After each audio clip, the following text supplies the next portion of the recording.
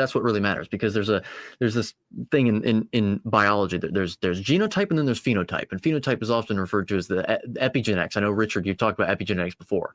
So basically, you can have permanent changes to your genome. So you have a set of genes, and they can be activated or deactivated.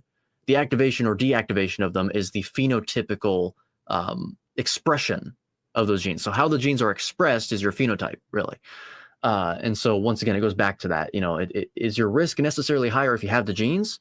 No, not necessarily. It could be zero, as long as the gene is either not activated, or if it's activated, if it's something that is designed to curtail the development of an illness or something like that, like Alzheimer's, for example.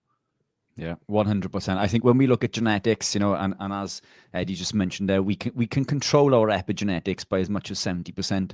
And it's to do with HDACs and HATs and many other things, but I won't get into that today. But what I will come into in regards to the genetic side, ApoE4 is a big worry for lots of people living this lifestyle. But ApoE4 is the oldest variant. It changed around 200,000 years ago to ApoE3 and then ApoE2. And studies have shown that if you have this, then you are at increased risk of Alzheimer's, dementia, and so on and so forth. But I don't believe this to be true. ApoE is the ferry, if you like, that transports the cholesterol, and it's regardless of which type. ApoE4 does this a little slower, but only in states of insulin resistance within the brain.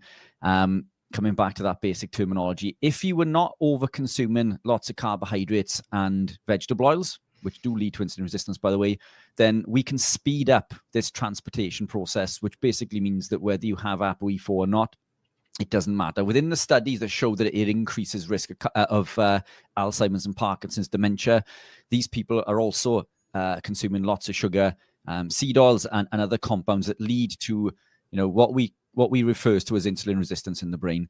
In a carnivore state, in a ketogenic state, it doesn't seem to be problematic. So yes, damage, has been caused. I'm a true believer in the body wanting to heal and repair. Your body doesn't want to be sick. It wants to heal and repair. And I believe that, millions and millions of years of evolution allows us to be able to do this, providing we put our bodies into the correct state and environment. And this is controlled predominantly by diet and lifestyle. If you're living a ketogenic, carnivore-based lifestyle, this is the best course of action. It's allowed me to achieve incredible things. I could barely walk a flight of stairs in my mid to late 20s.